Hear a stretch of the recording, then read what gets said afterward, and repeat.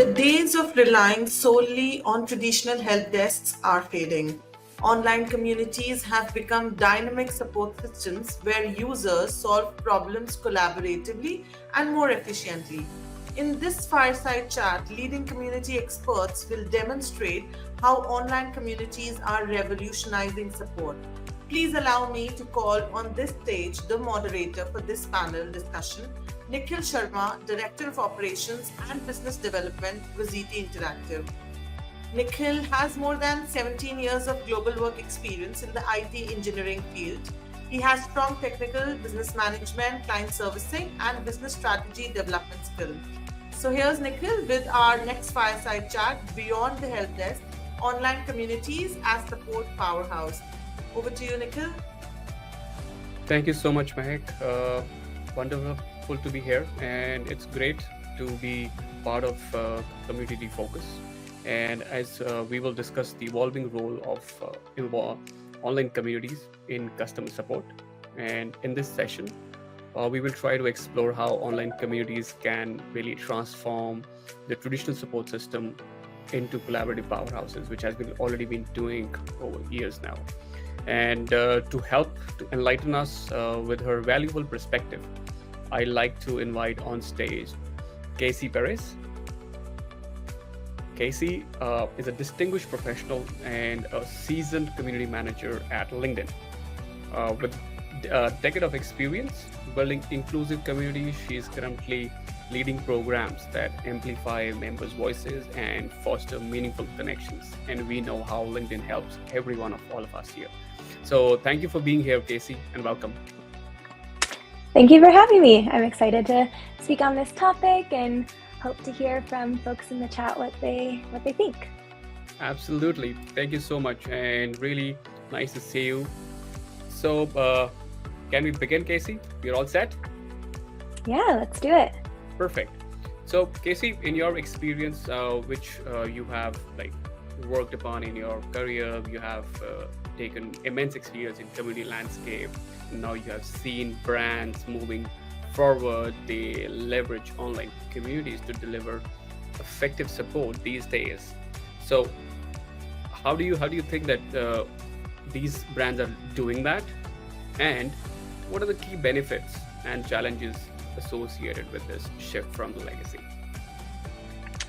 Yes, so I think as I've seen community management evolve over the years, a lot of communities were born after support teams had been implemented. So I think a lot of us can remember a time when we had to rely on a contact form or email or FAQs or, even the phone. We had to pick up the phone and call a support team in order to get the help that we needed. And peer support wasn't the expectation.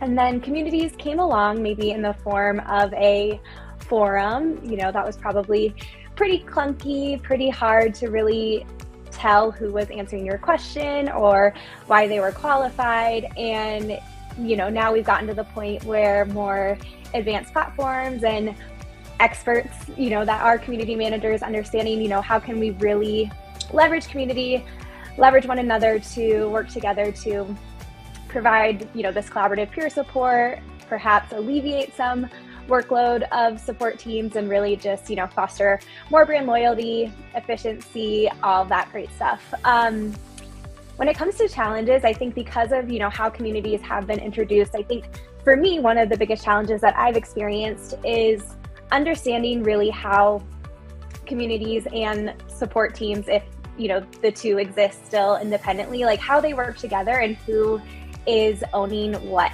And I think that this is different, depending on where you're working. So I would love to, if people are in the chat, just letting me know, just to know, how does this work at your company? Are you, wearing a hat of expecting to be support 100% and community? Is there someone that's focused on support and you can focus on community? I always just find it fascinating, how this is kind of split up.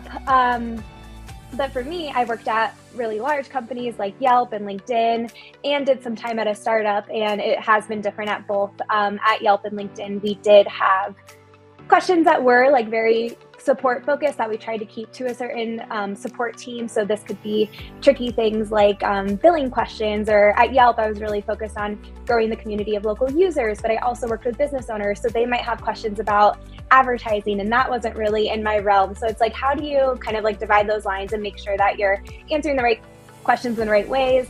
When I was at the startup, I was also support as well as community management. So then that was just more about like funneling questions and issues to the right places, because if you start getting those more kind of like dicey or even just like personalized questions that maybe others can't support with, whether that has to do with billing or monetization or whatnot, it's something that's really going to be hard for a peer to help with. It really is just like on the company. So, those questions are best for email. And so it's just kind of like setting those expectations, I think, is like super important from the get-go. But I think, yeah, that's like been both the challenge and the benefit of it all. Yeah, rightly said, Casey. Totally agree here with you. I think earlier what used to happen, we used to rely majorly on the customer support. We used to wait for long queues for getting our calls answered. But now, yes, for the communities that you just mentioned, that written communication is giving you the answers. And we have seen over past many years that what has changed, like if you just need to have a request to get your password or reset and all, so you get quick answers rather than waiting on a call. And this has evolved over years now. And yes, it has all its pros and cons, as you just mentioned, but yeah, we will take few more questions when it comes. But yeah, I also have one question where I'll check back with you once we get with my other questions. So moving on to next, Casey. So how can members really leverage the collective knowledge and expertise within online community to make sure that the learning development is happening and it is on an accelerated path? So can you give us a few pointers here to our audience?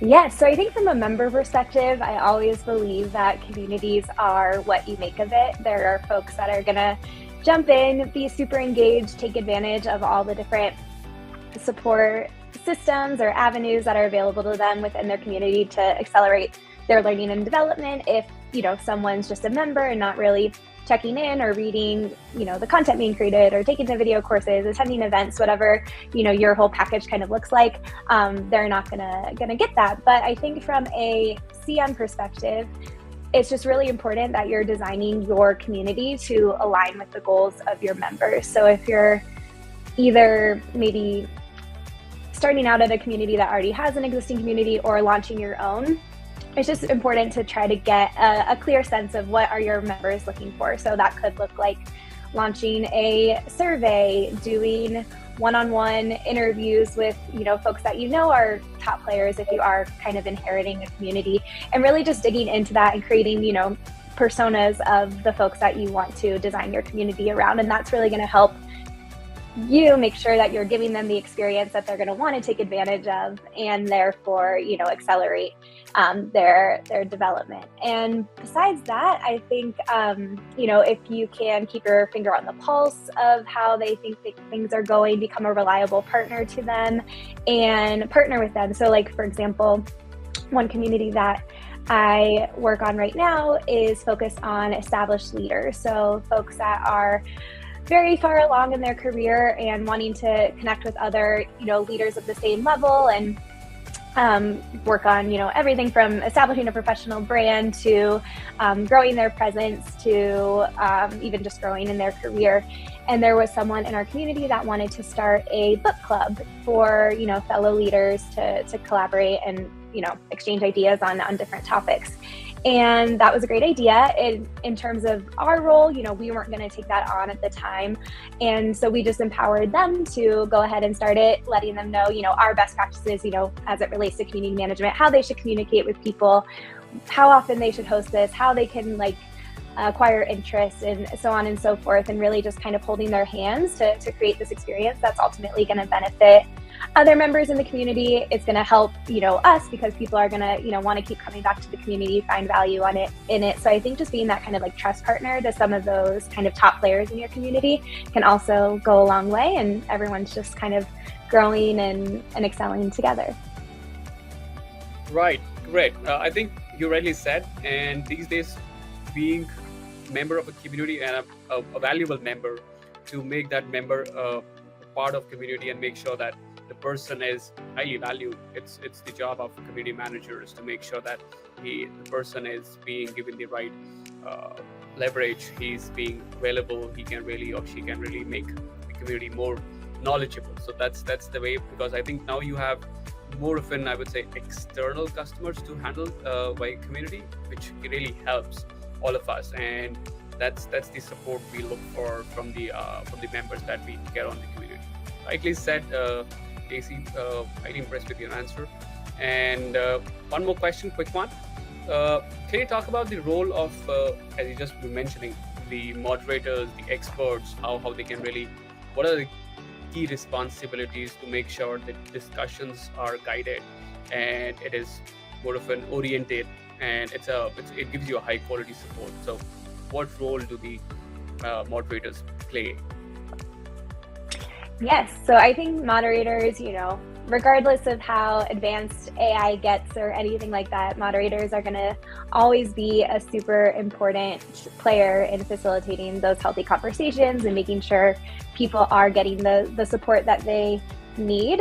I think that ultimately you want as much peer support to happen as the community grows, but it's important that that information is accurate. So I think that's kind of where I've seen the role of a moderator be super important. So if someone has a question and a member decides to chime in, ideally it is the correct answer, because maybe it was a question that they had in the past that they got information on and are passing that along. But I think we all know, working on different platforms, there are, inaccuracies out there that maybe people accept as truth. And so it's important that as the expert, as the face of the community, the face of your company and brand, that you're making sure that, the right information is getting out there. So I think being super involved with the community, I'm sure all of us are in our communities on a daily basis, reading all the comments, etc.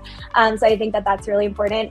If you're working on such a ginormous community where you feel like you can't see all the comments, then I think having specific guardrails in place, maybe via the platform that you're working on, is super important. A way for folks to flag or report things that they maybe think are inaccurate, to help just systemize that so that it's easy to do. But I also think when it comes to support, in addition to just helping people out, I think about it also on like a product feedback level. A lot of things that people are asking for help on can often just reveal flaws or areas of the product that can be improved. And so I think about that too, kind of going hand in hand with communities as a support powerhouse. So how can you, collect the feedback that you're getting, taking that back to your team to just improve the product can be really important. And I'm also a huge advocate of what I, just not to use like too corporate of jargon, but closing the loop. So making sure that your community members feel acknowledged, feel heard. You let them know, once a problem has been resolved, even if maybe someone brings a problem to the community and you take it offline, maybe it is one of those questions that you don't think needs to have everyone's eyeballs on. Handling that with them in private, but then, closing the loop more publicly, saying like, hey, this has been resolved, just so people know that you are on top of it and you are, getting people the support they need. I think that's super important. And then same too from a product feedback level, just acknowledging people, saying that they've been heard, you've taken it back to the team to let them know. And of course, if some feedback or a question from a community member results in a product change, celebrating that. And again, just making people realize that what they're sharing and their engagement is meaningful and is making, impacting, the product as a whole. Right. I think rightly said. So it's more of an, I would say, relationship building, as you just sent a message that if something goes well, so probably you can take it offline, you can really help them, and making your brand listen. So it's more of a brand equity being created and relationship building. So you're doing two kills, one arrow. So that's wonderfully explained. Casey, I think we have few minutes to left. So do you mind if we take a few questions from the chat? Sure, let's do it. And also, just before we go into the questions, I just want to opinion. I think you just mentioned that AI coming in. So it's for community managers to leverage AI rather than just being dependent on AI.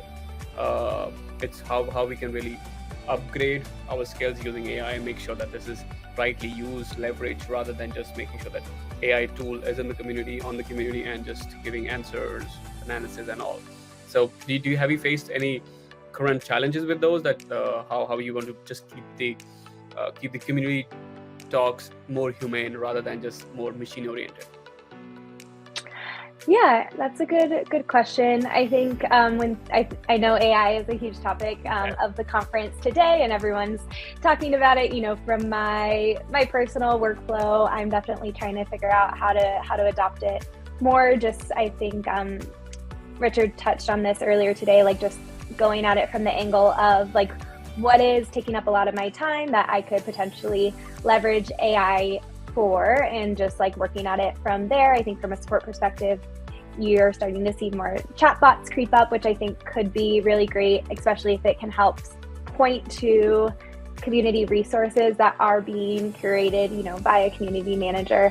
And then on the back end, I think there's opportunity in terms of, again, if you have a really large community, like how can you leverage AI to identify trending topics or pain points within the community, potentially, spotlighting topics that you might want to focus more on with the content that you're creating or events that you're hosting. So I think that's really great. In terms of AI creating content, by members, I think a lot of that can come down to just elevating, the types of conversations that you want to see in the community. So I know for myself, I try to acknowledge, folks that are creating really rich, unique, personalized content via, our weekly newsletter that goes out. We highlight top conversations in that every week. So how do we make sure, again, those are the content that we want to see? And often, that's not going to be posts that are clearly generated by AI. I think it could be a great thought partner, but we don't want to, be copying and pasting from